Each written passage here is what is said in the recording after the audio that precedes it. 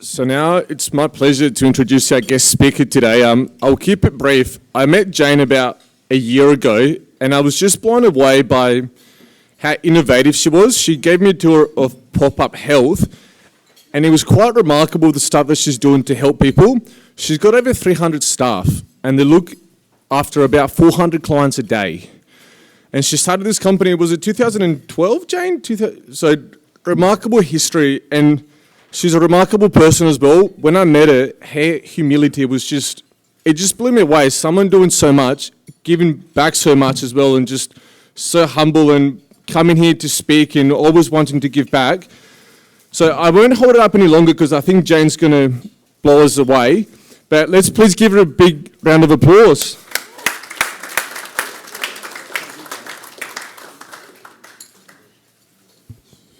Can everyone hear me? Yes. Excellent. My name's Jane Pappin, and I've got a bit of a story to tell where I started life on a lighthouse. My dad was a pilot, and he was working out at Parafield, and one day I can clearly remember I was only young, I was about 7, and I remember him coming home and he went, "That's it, I've had enough of the world. We're going to all go and live on an island." And I thought, oh, this is an adventure. And I think at the time I was watching Gilligan's Island, so that was even better. And he just there was 3 young girls and my mum, and we basically just escaped the world. So a family of 5, we went and lived on Trowbridge Island, and that's a little sandbar down on the bottom of York Peninsula, just off Edithburgh. It's 4 miles off Edithburgh, and we took a cat with us, and that was it. And I did School of the Air, as did my sisters, my younger sister, and that was every day on the radio, just talking to our teacher who was based in Port Augusta, and that was an interesting experience. Dad would have us up at 6 a.m. in the morning. We would have to climb the Lighthouse steps and do a weather report, so we knew every sort of cloud, cumulus, all those clouds. We knew what the clouds were, and we had to put that report into the bureau over here, and then we would do school from about 6:30. He would teach us whatever, and then we'd stop and have breakfast at 8, and then Mum would come in, and from 9 till 12 it'd be school again, School of the Air and Correspondence School that was based in Adelaide, and then by 2:30 that was it, done, and we would be out standing on the beach. Because it was a sandbar, you could just stand on the beach, throw a line in, and you'd get a double head of whiting straight away. And our cat was the most well-fed cat in South Australia because all it ate was whiting. It was a great life for us. We had such a fantastic time out there. We had to create our own fun. My mum was the hairdresser. And the haircuts we had were atrocious, but we all looked the same. She would sew, and she was a great sewer, but we all looked the same. It was 3 girls. We all had the same colour clothes on. We all had the same cut, everything. And we got the boat would just come out from Edithburgh every Friday, and if the weather was good, we would get a supply of food for the next week. If the weather wasn't good, you just waited until the next good day, and then the food would arrive. It was really interesting, and we didn't actually feel isolated at all because we were young, probably. Mum and Dad were enjoying it. It was interesting. We had my mum and dad are both they played the piano, and we had to wait about 8 months for our piano to arrive, and it came on Cape Pillar, which is a big ship that did the rounds of all the lighthouses back then in the 60s and 70s, and our piano came on the ship, and we were so excited because it was our next form of entertainment, and the piano was taken off the ship and put onto an army duck, and then it came in, and it was amazing. And Dad would play the piano every night. We learnt all those old-fashioned songs that no one knows about unless they're from that era, and we would sing every night. But it was a fantastic life. We really had a great time because my dad was a pilot prior to going out there. He was running a flying school out at Parafield, the Cessna Flying Club, and all of his students, or the commercial pilots, if they were flying over Edithburgh or over the island, you'd get this thing come through. It'd interrupt the entire day, saying, just dropping you in some bread or the paper. And this plane would fly over, and you'd run out there, and on the beach he had this permanently marked cross that he'd put out there, and whatever they were flying over with would just land from great height. Sometimes it was in the water, sometimes it was there, sometimes it gets stuck in a tree, and he'd send one of us kids up to go and get it. But we would occasionally get fresh bread. We'd get a comic back then, a packet of lolly snakes, and the paper, which was on that day, which was, we were so excited. We would divide the paper up between the 5 of us or 4 of us, and we'd all read and get so excited. So it was a fantastic life. As a child, I wish I could give my children that same experience. It was truly amazing, and something that taught me a lot of things. One thing it did teach me, and I still carry it through today, is I ran away. I thought at the age of 8 I could run away from home, forgetting that I actually lived on an island. And I remember running away. Clearly I'd had an argument with Dad or something, and I thought, I'm just leaving, that's it, I've had enough. And so I did run away. Well, you can't run far, because Dad just went straight up the top of the lighthouse, spotted me, came and found me, and he just went, if you're going to get anywhere in life, girl, you're going to have to do much better than that. So that taught me a lot about life, really. Moving on, we came back. We were there for 3 years, and then we came back to Adelaide. Dad had clearly had enough of his escape from the world, and for us 3 kids, we were all very young. My youngest sister was 5, and I was 10, and my middle sister was 7, and we had to come back and actually deal with the weirdest of things that you don't realise that you've missed out on or not been exposed to, things like wearing shoes. We hadn't worn shoes for 3 years because we didn't need to. We had to go to school, and real school, so we had to have teachers, and we had to listen to what the teachers said, and if we wanted to go out and play on the beach or go fishing, you just couldn't do that. You had to actually comply with what the rules were. Mum and Dad both worked when we came back. That was challenging because we'd had them to ourselves for 3 years. Shopping was even more interesting. We hadn't even seen a shop for 3 years. My youngest sister, who was 5 when we returned, she'd never been to a shop. I remember the trauma of Mum taking us shopping one day, and my youngest sister at 5 just grabbed hold of Mum's leg and just cried for the entire time. We just left. That was the end of it. Well, I've got used to shopping now. And dealing with cars. So out on the island, it was 400 metres by 300 metres in length and width, and we certainly didn't have any cars. All we had was a boat, and that boat didn't go far offshore. It probably went maybe 100 metres at the most, because you could just throw a line in off the beach and pick up your whiting. You didn't have to go out any further. So cars were a new thing to us, and that was having to wear, even then you didn't have to wear seatbelts, but when we came back, but just getting used to being in a car was, an eye-opener for us all. And money. No, my sisters and I had never dealt with money at all because we didn't need to. We had no exposure to it. So when we came back to Adelaide, it was challenging.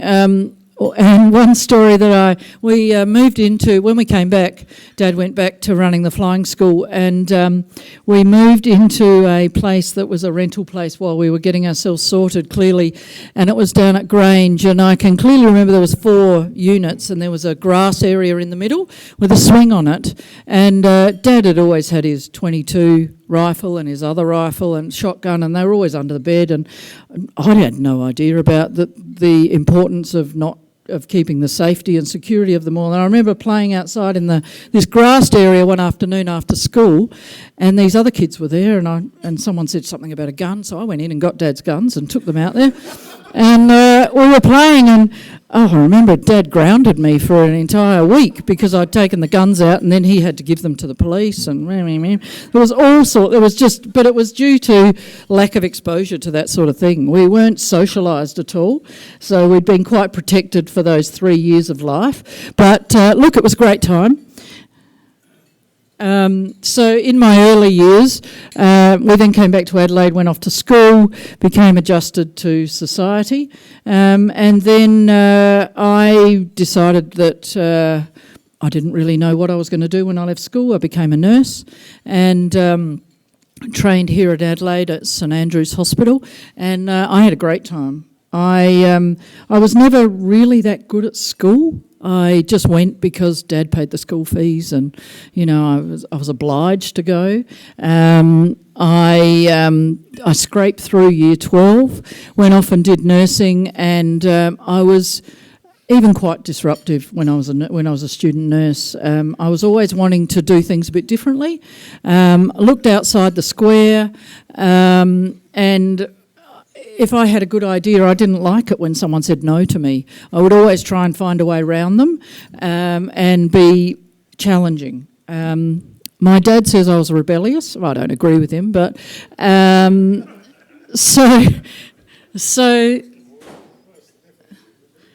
then I was working, and I moved through around in life and lived interstate, came back to Adelaide, and I was working in a major public hospital with lots of ramping at the moment in Adelaide, which I won't name, and I was working there in 2012, and I just felt that I was, as a registered nurse, I was discharging patients home, and I felt that they weren't getting the right care.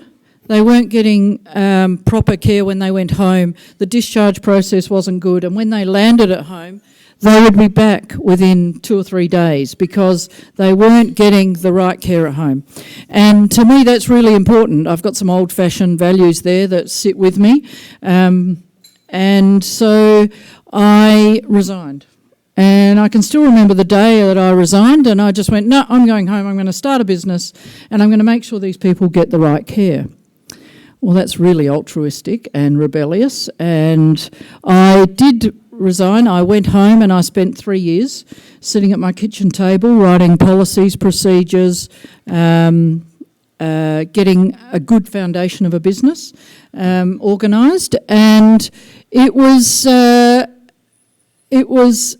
I had to back myself, and I met a young man who was a veteran, Les Brown. He'd been off in the war, and he had a huge impact on me. I was providing just some basic care to him, but someone from the repat rang me during those early years and said, we've got this gentleman, he keeps coming back into hospital every 3 days. Can you go and just have a look and see what's going on? So I went out to his house, and he lived alone, and I said to him, can I have a cup of tea? And he was about 86 at the time, and he went outside to a downpipe, a rusty downpipe, to a rusty bucket, and got some water out of there and brought it inside to heat it up for me for a cup of tea. And I certainly wasn't going to drink that cup of tea when I saw where it came from, but that was his source of water. He had no running water in the house, and it's actually in very inner Adelaide metro area. So it's not that long ago. And then in true form, I needed to go to the toilet. And I said, where's your toilet? And he said, no, you have to go down to Woolies. Well, what? He didn't have a flushing toilet because he didn't have any running water. So I just said to him, right, we're going to get a plumber in here. We're going to get this sorted. Now, you're going to need some money. I got a quote, it was about 6,000, and we'll get you some running water in the next couple of days. And I said, have you got that money? And he took me into his bedroom where he was still sleeping on the bed that his dad made him when he was 13, a single bed. I don't think the sheets had been washed since that day. And he lifted up the mattress and he had $150,000 in cash just sitting under the mattress. So we went off to the bank, took my 6,000 ready for the plumber, went off to the bank, put it all into a shopping bag. That looked a bit weird. And we went off to the bank and put that in the bank for him. And then as a business, we took him on and we saw him 3 times a day and kept him out of hospital until he passed away 2 years ago.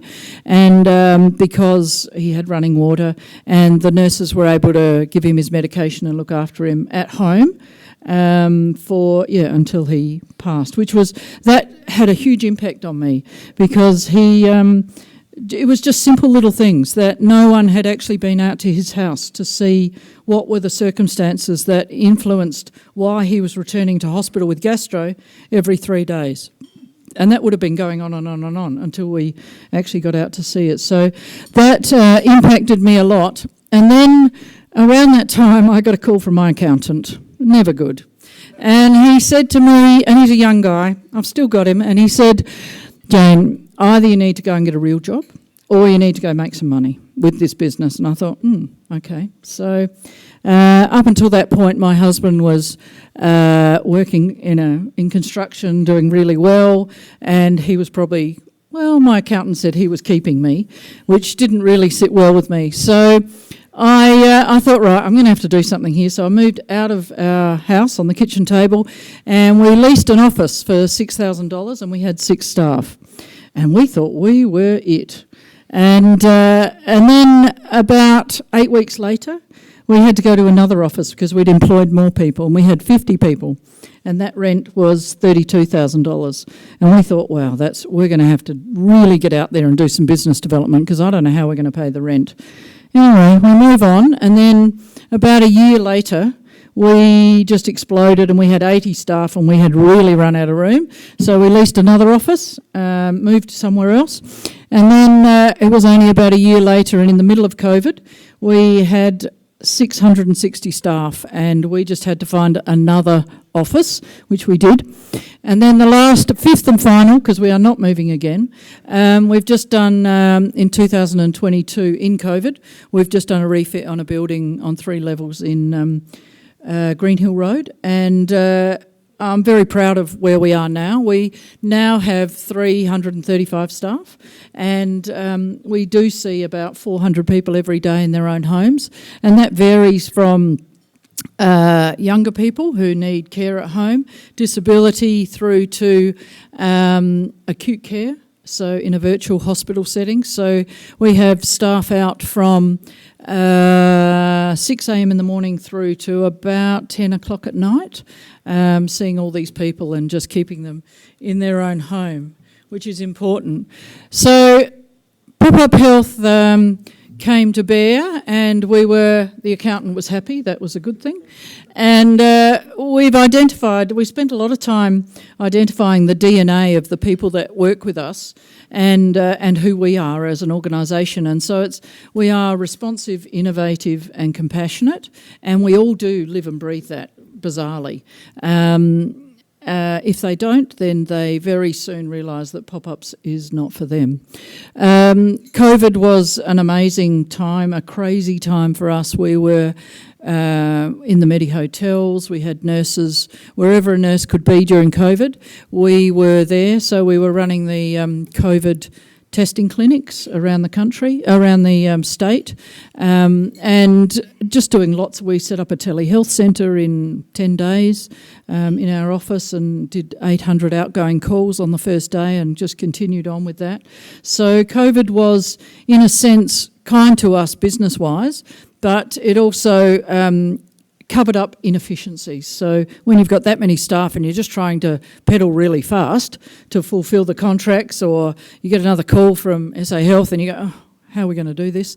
But you just do it. So we enjoyed it, but we certainly needed to move into our new facility where we are now. One of the things that's really important to me is workplace culture.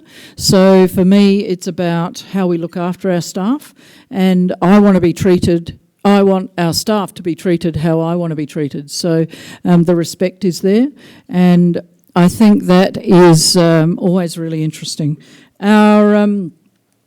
Our diversity, so we cover all sorts of areas. We're in police stations, so we have nurses in 4 police stations in Adelaide, and they're 24/7, and they are looking after the health and well-being of the detainees, but also of the officers. And that's been a huge program that's come through, and quite exciting. We do a lot in aged care, so we help baby boomers and others and families navigate the aged care system. It's a challenging system out there, and so we work quite closely with a lot of people to navigate that so that they can stay in their own homes for as long as they possibly can. We are often accused of spending the baby boomers' inheritance, but I'm quite comfortable with that. It's actually not about them. Our workforce, so we're actually a family organisation, and you can see my husband is the CFO and our daughter works there, my son, his wife, her father. My other daughter married well, and I took on her husband as well. We've got cousins, friends of children. I have 6 grandchildren who come in after school and now know how to scan, and they can probably operate a computer better than I can. Someone I met at a conference, we've got an ex-undercover cop who's fantastic for time theft things. 45% of our staff are actually international, so it works incredibly well. We've got a very multicultural workforce, and I love it. 12% are male, which is really interesting in this day and age for a nursing organisation. We have our own cafe in the bottom of our new building that we run, so we've got baristas, cleaners and gardeners. You can see that I'm passionate. I feel really privileged that we're able to go into people's homes, and it is a privilege to go and be in their environment and help them to maintain their own way of life and their lifestyle choices. We have a very can-do attitude, so I won't put up with red tape. If someone if there is red tape, I will always find the way around it, which I think is probably my rebellion coming out. This is my focus and what now. These are my 6 grandchildren, and I give back to the profession. So I'm part of an AHPRA, an Australian Health Practitioner Regulation panel, where I do a lot of that work on nurses who have maybe not towed the line, and I give back to that and do a bit of volunteering around the place. But I also mentor young men in business, so I've got a few people there who I work with quite closely to help them get through the trials and tribulations of business and life in itself. And I think that's a huge gap in our society. There's lots of women in business groups out there, but there's certainly not young men groups out there. So that's my story.